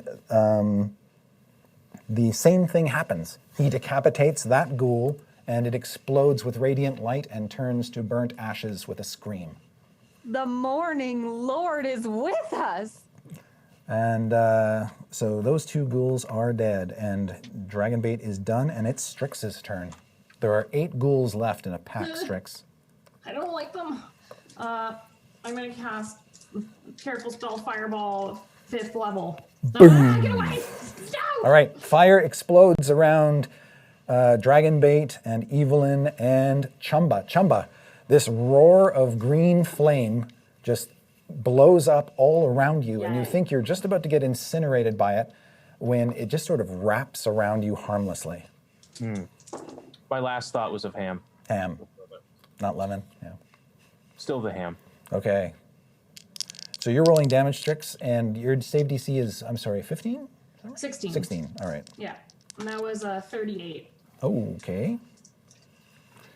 Then I got a bunch of saving throws here, and their dexterity, you get +2. And after that, I would like to Misty Step someplace where they cannot reach me. Okay. So 4 of the 8 are incinerated by your flames and destroyed completely. Yay! The others, the 4 that remain, are all badly, badly burnt. Their gray skin is now just black. Sorry. And your fireball also just sort of incinerates some of the plants around them, and you can see little stray flames here, there, and everywhere after the fireball abates, little fires all around. I'm really hoping I got a couple of those tree frogs too, because they sound like bad news. All right, and Diath, you're up. Now, I cannot sneak attack undead, correct? You sure can. I can? Yep. Interesting. Good. So I'm going to take out Gutter. Okay. But I'll find, is there any still engaged in melee with Evelyn, Chumba, or Dragonbait? Not yet, no. No, they all got They are- scorched. yeah. Okay. Well, I'm gonna take Gutter up to one that was absolutely incinerated by Strix and try to finish that off. All right. And I realize they're undead, so as I'm like attacking with this, I like kind of mentally say to myself / Gutter, "Good, you drink nothing this day." And I'll just attack it. Just normal attack. 22. You hit. Gutter says, "There's always tomorrow, Diath." 9 damage. 9 damage. You kill it, All right. and it falls lifeless onto the ground. All right, that's it for me. All right, and then it's Paulton's turn.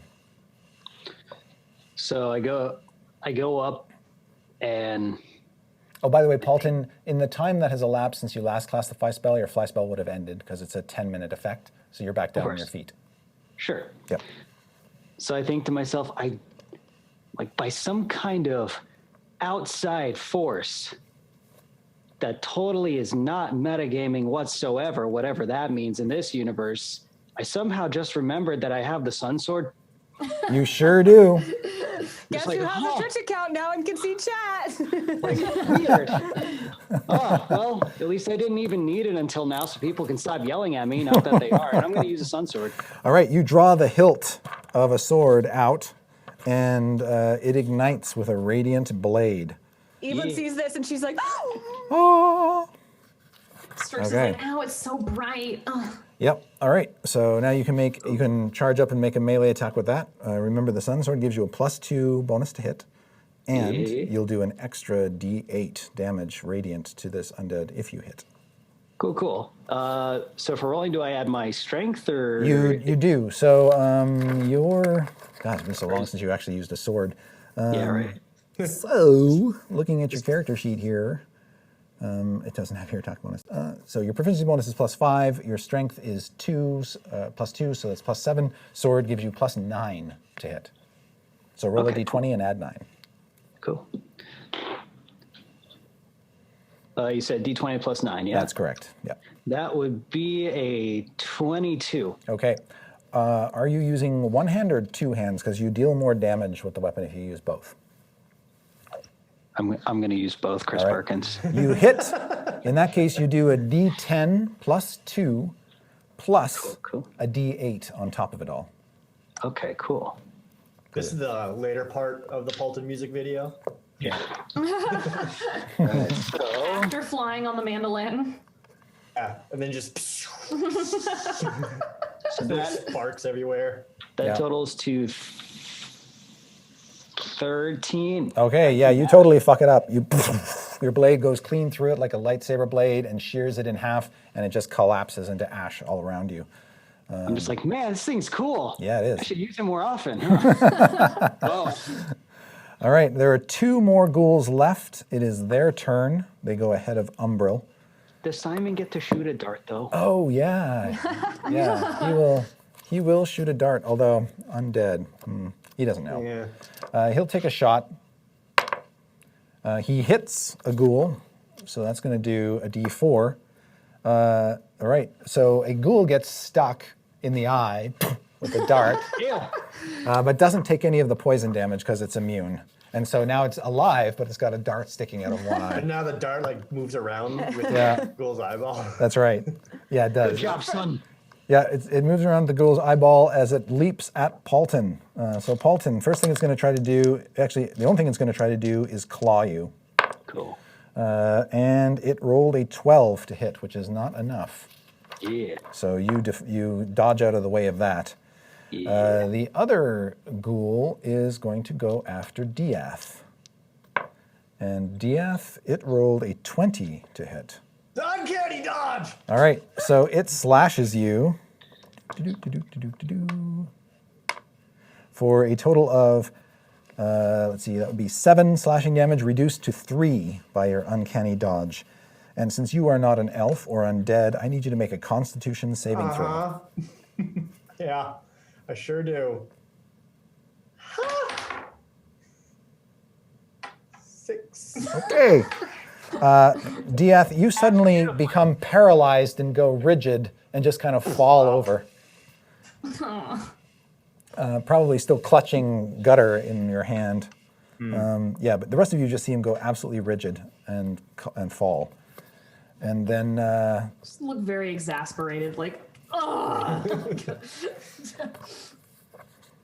and let's see, Umbril, what's she gonna do? Can I point out using the ending initiative to let Waffles sick him? Oh yeah, absolutely. I don't want to forget about Waffles. Sick 'em. Yeah, she's a killing machine. Yep. Yeah, so Umbril is just going to cast a sacred flame, which will fly down from the heavens and attempt to strike one of the ghouls. And does. She beams it. And as soon as this sacred flame strikes the ghoul and hits, it just blows apart and is destroyed, Nice. leaving Waffles to charge the last one. The last one is like shredded. leering over Diath, having just felled him, and as it's got it twitching its little claws and salivating with its all the flesh burnt off its face, suddenly this hulking mass of fur lunges at it out of nowhere, and will make a bite attack. Waffles is gonna save Dia. Have some seared bone, Waffles. It's tasty. Gonna miss the owlbear with the beak and hit the owlbear with its claws. And with average damage, Waffles just rends this thing to pieces and then just snarls. And bits of ghoul go flying everywhere, cooked ghoul everywhere, and all of the ghouls are destroyed. Yay. Even though Dia didn't want to keep you, you still protect him. Good girl, Waffles. She is a good girl. Can you heal Dia? Just look to the ground and he's just like rigid holding the sword. Actually, Umbril says, I can take care of him. And then No, she, it's fine. I've got it. I've got it. What? No, I've got it. I've got it. Does someone get it? Stand aside. Let the cleric do its work. Fine. She will kneel. she's right. I mean, my pleasure. She will kneel down and utter a prayer to Torm. And every time she says Torm, she says very loudly for Evelyn's benefit. And then she will place a hand on Diath and cast Lesser Restoration, removing the paralyzation effect. Isn't it nice that we can use the less powerful god to do the less important things? Less You have that powerful? spell, Evelyn? Less powerful? She gets in your No. face at this point. I don't mean, think so, little one. I don't mean, fight. what is to say what is power? You know, who can measure the power of the morning lord? So, I like walk between them, try to split up. I'm like, hey, hey, hey, hey. She says, just, like, pass morning out is on like what? An hour? Torm is all day, lady. Evelyn just kind of looks at Dia like, Strix just walks up and she's like, they can both die, so don't worry about it. They'll just be floating in the astral plane one day, so you know. Dieth has finally sat up from being paralyzed. He's just sitting there, just kind of says out loud to himself, I think I hate Chalt. no, it's nice. It's our nice new place to live. It's so No. look, We are we're not friends. living here.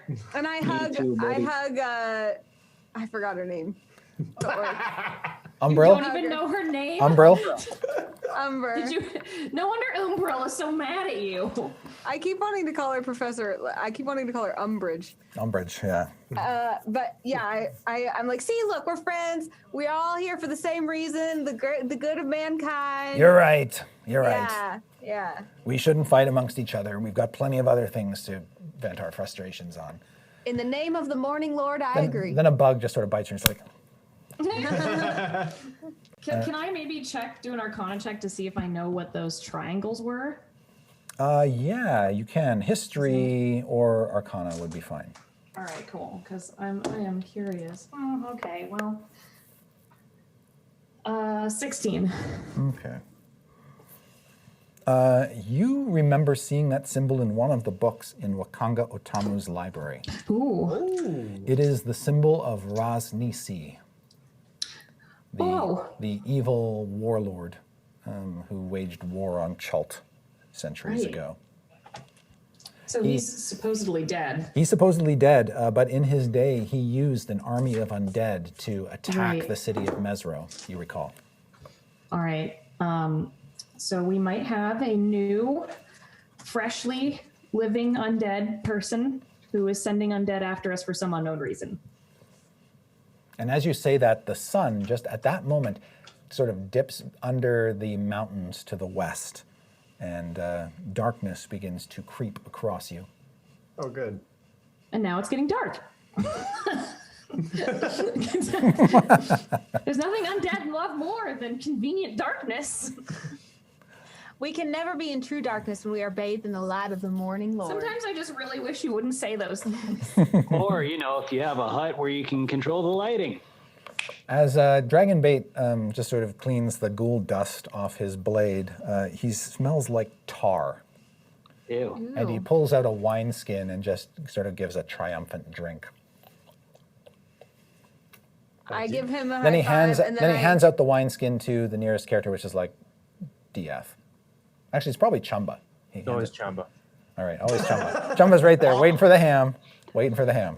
Chumba takes it and is shaking a little bit nervous because in his mind, he's just made his best friend in the whole world, and he drinks it and he's secretly very worried about what it is, doesn't know.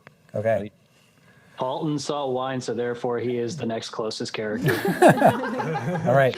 When you drink it, you realize that it is a tej. It's a sort of a honey ale drink from Port Nyanzaru that you're drinking. But you drink some, you pass it off to Paulton. Paulton drinks probably the rest, hands the empty wineskin off to the next person. No, Strix is going to take it. It's just empty. And she's like, "Ah." It's like, that's a shame, too, because it went down smooth. Evelyn walks over to Chumba and she's like, I saw that first hit you dealt. That was pretty ferocious. Yep. Thank you. My scimitar is named as Moonblade of the Darkness Night, and it is one of the most powerful swords in all the I fumble over after him, and I'm like, that's good, buddy. You did a good job. I give him a way too hard pat on the back. tries to act tough and act like it, but you knock him off balance because he's very small. When Dragonbait gets his wineskin back, he realizes it's completely empty. He starts to smell like roses, and then he puts it away. And then he just sort of taps Chumba on the shoulder, points with his sword in a direction, and goes off in that direction. I look back at the group and say, Dragonbait wants us to follow him and also communicates that he and I are now best friends. I believe it. That's so nice. Oh, All right. We're still going. Good. Yes, and you walk and walk and walk, staying near the cliffs, and then as it gets quite dark, just as the last little bit of light lets you see pretty much anything, you come to a promontory where Dragonbait just sort of stops. He plants his sword in the ground, and then he sort of assumes a kind of meditative pose, like he's appealing to some sort of higher power for guidance or something. But it lasts only about 10, 15 seconds. And as you're waiting for him to come to his senses, you look around and you see past the cliffs, down some ways. You must have climbed a fair bit up, but down probably the rest of your next morning's journey, you can see the mouth of the river Soshinstar spilling into the bay. I look back at the group and say, that is the river known as Silken Wind. And based on, you see that Dragonbait just sort of gestures to set down the canoes, and he just sort of makes himself comfortable on this promontory. Like this is where he's stopping for the night. Yeah, we make camp here. Okay. Hut. We make hut. We make hut. We make hut here. Yeah, the hut goes up. All the stars in the night sky come out. You can see Dragonbait is kind of entranced by them, and periodically just loses himself staring up at the sky. I give them a tour of Paulton's hut. And the great thing about the hut, Paulton, is it keeps all the bugs out. Mm-hmm. The other great I thing. bought all these. The other great thing about the hut is when it goes up, I'm also instantly in like a red silk robe. A little modification you made to the spell at some point. Mm-hmm. Yeah. Very important. Okay. And Strix is going to explain to Dragonbait too that. So there might be maybe some hags that come. Just don't pay attention to I actually those. forgot about that. It's like, Just don't. I'm ready. I never forget. What? Why do you, the hags already came and ate the pie? Why do you guys think they're going to be over here? I'm glad you mentioned that. Yeah. As Everyone night just ignores Evelyn again. She's like, exactly. swear they don't like to talk about those hags. As the night wears on and you're all sleeping soundly in the comforts of the hut, watching bugs crawl on the outside of the hut, trying to find their way in but can't. And yes, Dragonbait does kind of doze off, and Umbral dozes off, and Chumba dozes off, and you all gradually doze off, except you, Evelyn, who you can sleep and you do need rest, but you don't feel fatigued like the rest of the party does. I do shut down so I can recharge You do. my spells and Yes. stuff. And as you're all I shut wait down, for everyone else to fall asleep though, and I kind of watch them happily while they're sleeping for a second, Okay. and then I go, the hags visit once more. They come in their spectral ghostly forms and ride you like they're having sex with you. Paulton, Diath, and Strix. And as they do, they pull out blades and stick them in your chest and slice you open down the middle from your neck to your groin. And you can feel, you don't feel Again, like guys, you're, it's been good. you don't feel like you're bleeding out or anything. It just feels like a tingling, like just slashes you, one clean stroke each. And they peel back your chest and they pull out another sack and they dump it next to them. And what comes out of the sack is a gigantic maggot-like worm, sort of yellowish white, segmented. And it flops out next to them and it grabs it by the body. And this worm is about 4.5, 5 feet long, and it doesn't end in a worm's head. It ends in what looks like a twisted, contorted human's head, and it's just howling. And the hag puts it into your chest, pushes it down inside of you while it's still screaming, and then closes up your chest and starts stitching it up. welcome to the game, Jeff. Just sewing it all up. And while this process is going on, you can just barely move. You're just sort of looking and watching as the stitches go and sew up your entire chest, and the screaming finally is smothered as all of the stitches tighten and the sound is completely muffled. And then the hags all look at each other with their scissors and their thread, and they just turn to a sort of ghostly vapor and disappear. And I don't like the X-Files. Third night, slightly less fun. Yeah, All right. It starts with, they're riding you like you're having sex. I was like, man, why didn't you say Chumba? And they said, and then they cut you open and put a worm in you. I was like, all right, Chumba. all right, so as they disappear, the three of you all awaken, and you sort of immediately look at your chest to see the damage that was done, and there's no evidence that any wound was inflicted upon you.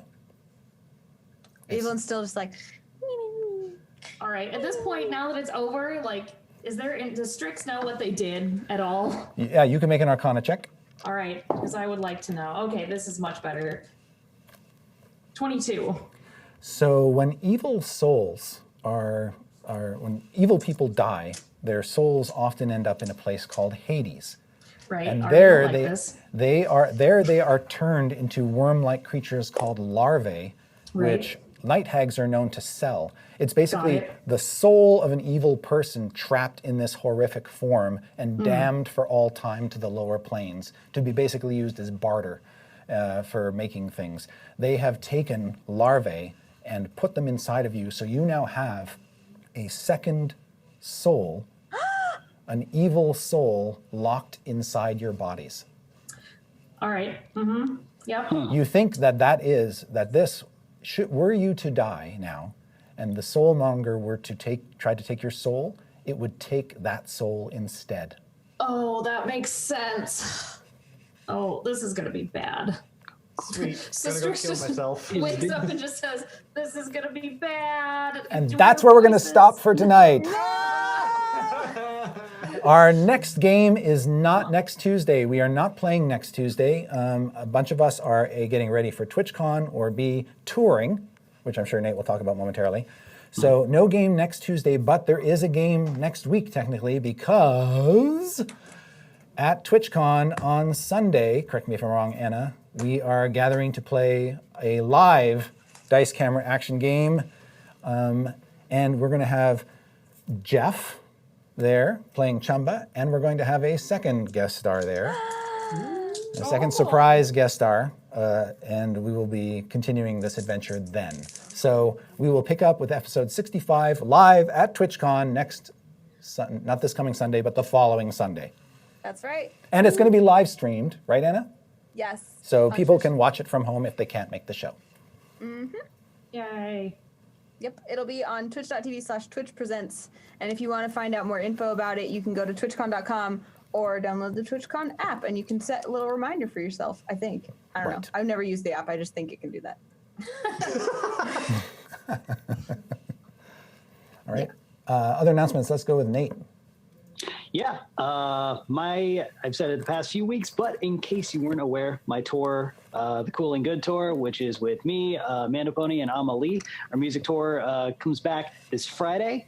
We're playing Anaheim, California, Phoenix, Salt Lake City, Denver, Seattle, Portland, and San Francisco between the 13th and the 22nd. So if you Holy live in those shit. cities, get your tickets. A couple of those shows are almost sold out, so make sure you get them quick, and it's gonna be fun. Take your vitamin C.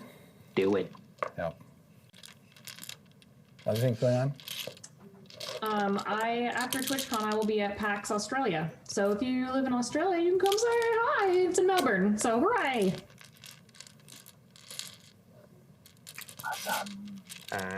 All right. Anything? Jeff, you should say what you're doing Yeah. at TwitchCon. What are you doing at TwitchCon? Well, after I'm going to be with you awesome folks, and then I'm doing an esports panel talking about my experiences with some other wonderful people in esports. I'm doing a panel with Adam Coble about DMing. I'm on that. Oh, no, I'm on the other one with you. That's that one, I thought. Oh, is it that one? Oh, I guess it is. I don't know. Is it There's I believe that, if I'm not mistaken, both of you are on a panel with Adam Coble talking Yes. about RPGs as entertainment. There you go. It's going Thank to you, be on Anna. Saturday. That's right. Yeah, man. Exactly. That's what I was I saying. am a TwitchCon computer. Make sure you sleep, Anna. Ah, A lot of TwitchCon stuff. don't forget fanboys. Yes. I also do another show I just came from called Fanboys at 1 p.m. on Tuesday. We just talk about movies and shows and comics and stuff. Today I talked about Heir to the Empire, the Thrawn trilogy. It was really fun. So that's about it. Just thank you, everybody. I've been watching, and Anna's been doing this for a while. It's really cool. So it was fun to jump in there and not understand all of the inside jokes, but still play tiny little fart goblin man. So. Yep. And things will be fun next week too. Join the Dice Camera Action Discord and the subreddit. Yep. Where you can join in the community and discussions and fan art, fan fiction stories and sharing. It's super cool. Wonderful place to hang out. See all of it. We do. All right. And so, if there are no other announcements, I'm playing my Misclicks game right after this, where we play a second edition-ish homebrew, and that's going to be on twitch.tv/misclicks right now. And young people of the show, don't use fireballs to clear forests. no. No, strict. No. It's raining. It's fine. Oh, Still don't use fireballs. super fast non-D&D thing. It's a small thing, but just for fun. Gundam Iron-Blooded Orphans Season 2 is premiering on Toonami. I'm in a couple of the episodes, so if you watch it, you might hear me, and it'll be fun. Oh, Just wanna throw it out. outstanding. Very, very cool. Yeah. All right. Then that is all, folks. We will bid you adieu until we see you live at TwitchCon. And until then, See you All at right. TwitchCon! all right. Have fun.